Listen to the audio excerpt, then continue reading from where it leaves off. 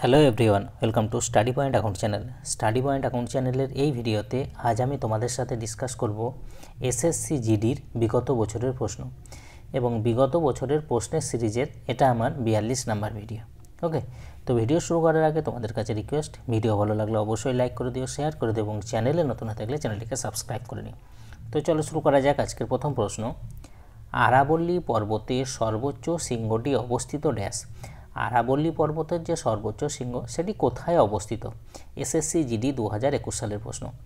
দেখো, আরাবল্লী পর্বতের সর্বোচ্চ শৃঙ্গটি অবস্থিত Rajasthan, option C right answer, রাজস্থানে অবস্থিত। প্রথমত আরাবল্লী পর্বত হলো ভারতের প্রাচীনতম ভঙ্গিল পর্বত। ভারতের প্রাচীনতম ভঙ্গিল পর্বত হলো আরাবল্লী পর্বত। ওকে, এই আরাবল্লী পর্বতের যে সর্বোচ্চ শৃঙ্গ সেটা হলো গুরু শিখর। কি? গুরু শিখর। ওকে, গুরু শিখর, যার উচ্চতা হলো 1722 মিটার। 1722 মিটার হলো গুরু শিখর, অর্থাৎ আরাবল্লী পর্বতের সর্বোচ্চ শৃঙ্গ। যদি বলা হয় এই আরাবল্লী পর্বতের যে সর্বোচ্চ শৃঙ্গ গুরু শিখর কোথায় অবস্থিত, সেক্ষেত্রে হবে আবু পাহাড়ে। মাউন্ট আবু বা আবু পাহাড়ে অবস্থিত গুরু শিখর, পাহাড়ে অবস্থিত, আবু পাহাড়ে অবস্থিত। ওকে, নেক্সট, নিম্নের মধ্যে কে প্রথম ভারতীয় মহিলা যিনি নোবেল শান্তি পুরস্কার পেয়েছিলেন? নিম্নের মধ্যে কে প্রথম ভারতীয় মহিলা যিনি নোবেল শান্তি পুরস্কার পেয়েছিলেন? এসএসসি জিডি 2019 সালের প্রশ্ন। দেখো, এর সঠিক উত্তর হলো মাদার টেরেসা। মাদার টেরেসা হলেন প্রথম ভারতীয় মহিলা যিনি শান্তিতে নোবেল পুরস্কার পেয়েছিলেন। মাদার টেরেসা কত সালে নোবেল পুরস্কার পেয়েছিলেন? সেক্ষেত্রে হবে 1979 সাল। 1979 সাল।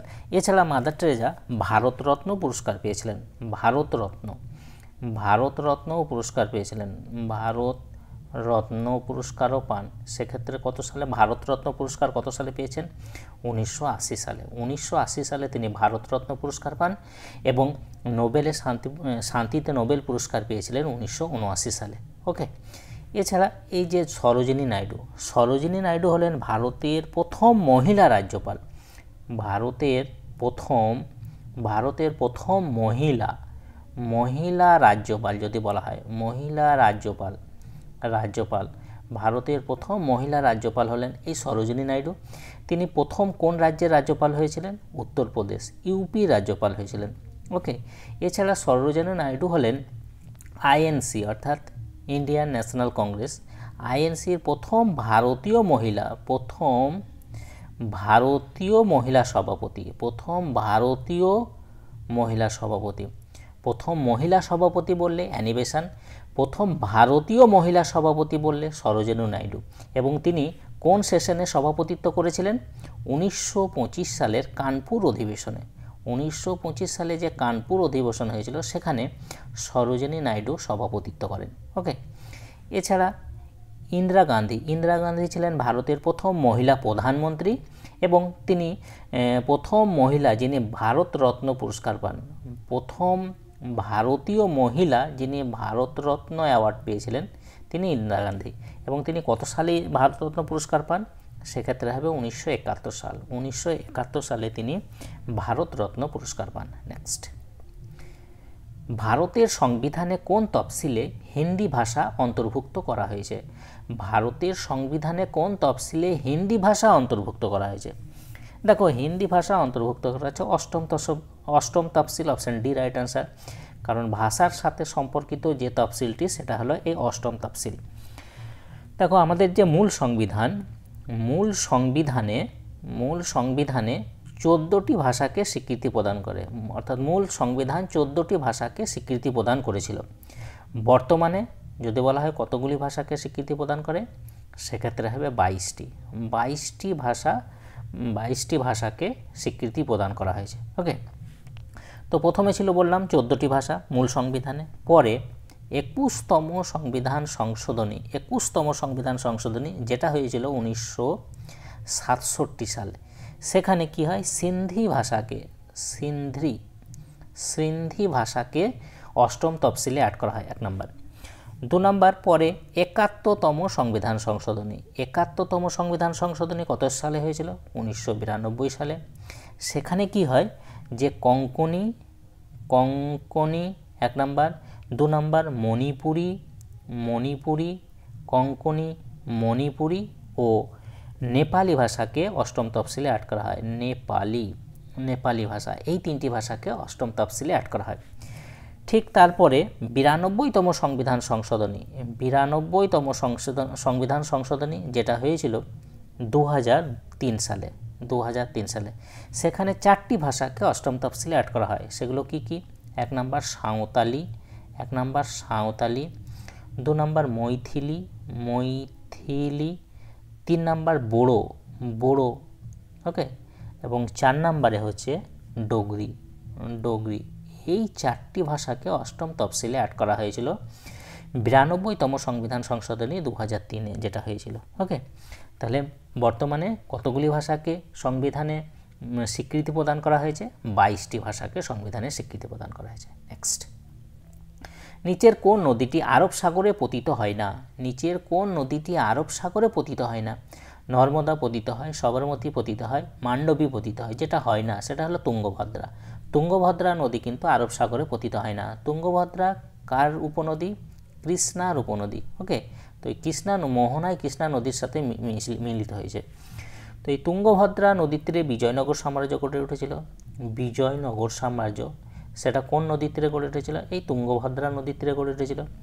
তুঙ্গভদ্রা নদীকে রামায়ণে, রামায়ণে তুঙ্গভদ্রা কি নামে পরিচিত? রামায়ণে তুঙ্গভদ্রা নদী পম্পা নামে পরিচিত। পম্পা নদী, রামায়ণে তুঙ্গভদ্রা নদী পম্পা নদী নামে পরিচিত। নেক্সট, নিম্নের কোন শহরে দেব দীপাবলি উৎসব পালিত হয়?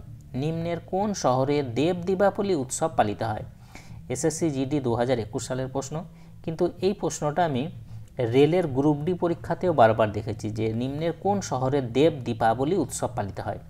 এটা পালিত হয় বারাণসী। বারাণসীতে পালিত হয় দেব দীপাবলি উৎসব। ওকে, নেক্সট, কেইসাবাডি, কেইসাবাডি এটি নিম্নের কোন রাজ্যের লোকনৃত্যের ফর্ম যেখানে শুধুমাত্র পুরুষরা অংশ নিতে পারে? কেইসাবাডি হলো কোন রাজ্যের একটা লোকনৃত্যের ফর্ম যেখানে কেবলমাত্র পুরুষরা অংশগ্রহণ করতে পারে বা অংশ নিতে পারে? সেটা হলো তেলেঙ্গানা।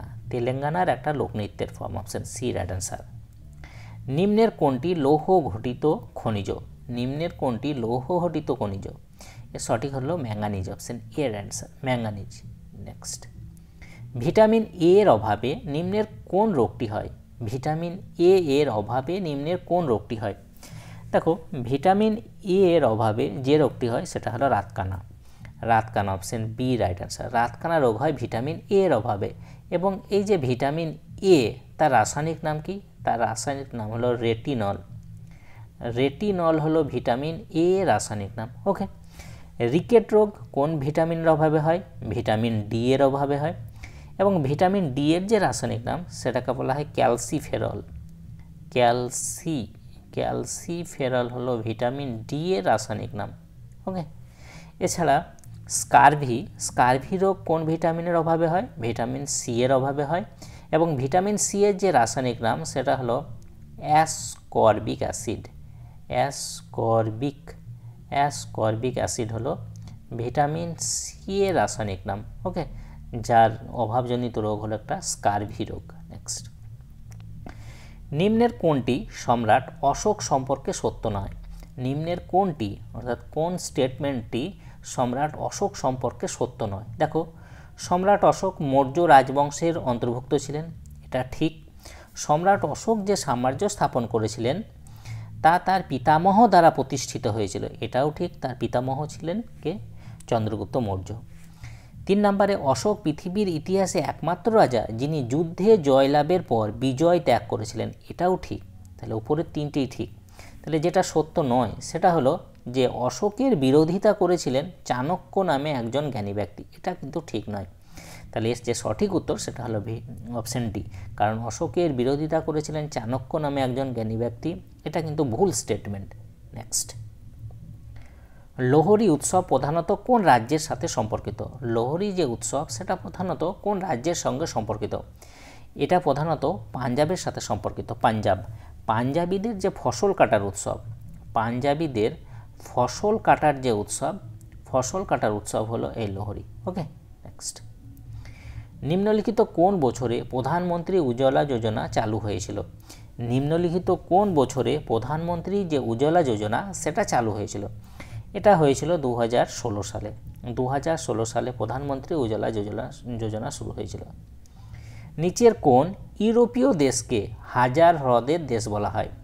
নিচের কোন ইউরোপীয় দেশকে হাজার হ্রদের দেশ বলা হয়? এটা বলা হয় ফিনল্যান্ড। ফিনল্যান্ডকে বলা হয় হাজার হ্রদের দেশ। Option B right answer. নিচের কোনটির বিরোধিতা করে 1919 সালের 6ই এপ্রিল গান্ধীজি সারা দেশে হরতাল দিবস পালনের ডাক দেন? নিচের কোনটির বিরোধিতা করে 1919 সালের 6ই এপ্রিল গান্ধীজি সারা দেশে হরতাল দিবস পালনের ডাক দেন? এটা দিয়েছিলেন রাওলাট আইন। রাওলাট আইনের বিরোধিতা করে। Option B right answer. Rowlatt আইন কত সালে পাস হয়? 1919 সালে। 1919 সালে রাওলাট আইন পাস হয় এবং রাওলাট আইন কালা আইন নামেও পরিচিত। কালা আইন। ওকে, এছাড়া যে সাইমন কমিশন, সাইমন কমিশন কত সালে ভারতে এসেছিল? 1928 সালে। সাইমন কমিশনের মোট সদস্য ছিল 7 জন। তার মধ্যে কোনো ভারতীয় সদস্য ছিল না। ভারতীয় কোনো 7 জনের মধ্যে কোনো ভারতীয় সদস্য ছিল না। এই জন্য ভারতীয়রা সাইমন কমিশন ছিল না। এই জন্য সাইমন কমিশনকে আইএনসি অর্থাৎ জাতীয় কংগ্রেস সাইমন কমিশনকে বয়কট করেছিল। কেন? কারণ কোনো ভারতীয় সদস্য ছিল না। এছাড়া এই যে ক্যাবিনেট মিশন পরিকল্পনা, ক্যাবিনেট মিশন পরিকল্পনা অনুযায়ী ভারতে গণপরিষদ গঠিত হয়েছিল। গণপরিষদ গঠিত হয়েছিল কত সালে? 1946 সালে। গণপরিষদের প্রথম অধিবেশন হয়েছিল 1946 সালের 9ই ডিসেম্বর। ওকে, নেক্সট। আর মরলে মিন্টো যে সংস্কার আইন সেটা কত সালে পাস হয়? সেটা হয়েছিল 1909 সাল। 1909 সালে মরলে মিন্টো সংস্কার আইন পাস হয়। নেক্সট। 1951 সালে ভূদান আন্দোলন কে শুরু করেছিলেন? 1951 সালে ভূদান আন্দোলন কে শুরু করেছিলেন? এটা করেছিলেন Vinoba Bhave. Option B right answer. Vinoba Bhave. Jawai বাঁধ হলো একটি জাওয়াই নদী জুড়ে নির্মিত বাঁধ। তো বলা হচ্ছে এটি কোন নদীর উপনদী? অর্থাৎ জাওয়াই কোন নদীর উপনদী? এটা হলো লুনি নদীর উপনদী। Option A right answer. Luni নদীর উপনদী। ওকে, এছাড়া চম্বল কোন নদীর উপনদী? চম্বল হলো যমুনা নদীর উপনদী। যমুনার উপনদী। বানস কার উপনদী? বানস হলো এই চম্বলের উপনদী। চম্বলের উপনদী হলো বানস। ওকে, নেক্সট। চম্বল নদীর তীরে রাজস্থানের কোটা শহর অবস্থিত। কোটা। এবং ভারতের যিনি এখন বর্তমানে স্পিকার আছেন ওম বিড়লা স্যার, ওম বিড়লা, তিনি এই রাজস্থানের কোটা যে ক্ষেত্র থেকে তিনি নির্বাচিত হয়ে এসেছেন। নেক্সট। নিচের কোনটি বিন্ধু পর্বতের সর্বোচ্চ শৃঙ্গ? নিচের কোনটি বিন্ধু পর্বতের সর্বোচ্চ শৃঙ্গ?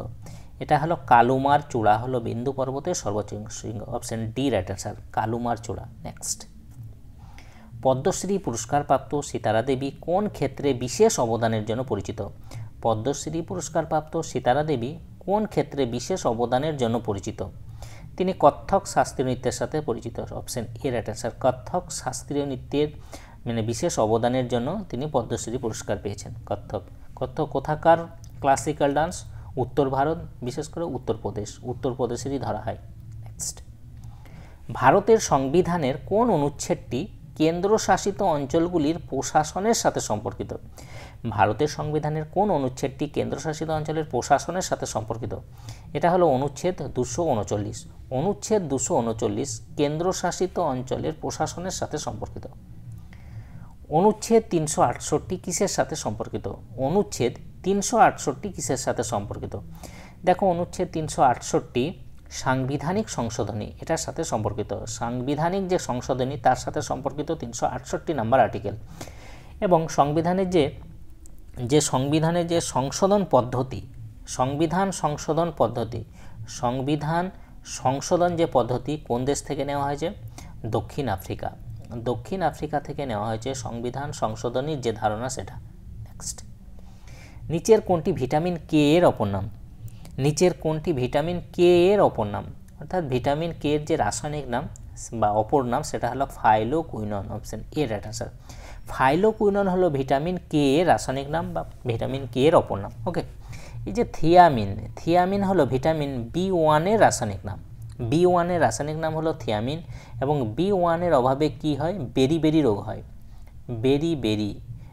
বেরি রোগ হয় কোন ভিটামিনের অভাবে? ভিটামিন B1 এর অভাবে, যার রাসায়নিক নাম হলো থিয়ামিন। রাইবোফ্লাভিন হলো ভিটামিন B2 এর রাসায়নিক নাম। ভিটামিন B2 এর রাসায়নিক নাম। নিকোটিনিক অ্যাসিড, এটা হলো ভিটামিন B3 রাসায়নিক নাম, ভিটামিন B3। এবং ভিটামিন B3 এর অভাবে একটা রোগ যেমন পেলেগ্রা রোগ হয় ভিটামিন B3 এর অভাবে। ওকে, তো এই ছিল আজ এসএসসি জিডির বিগত বছরের প্রশ্ন। যদি তোমাদের ভিডিওটা ভালো লাগে অবশ্যই লাইক করে দিও, শেয়ার করে দিও এবং চ্যানেলে নতুন হয়ে থাকলে চ্যানেলটিকে সাবস্ক্রাইব করে নিও। তাই এই পর্যন্তই, ওকে বাই।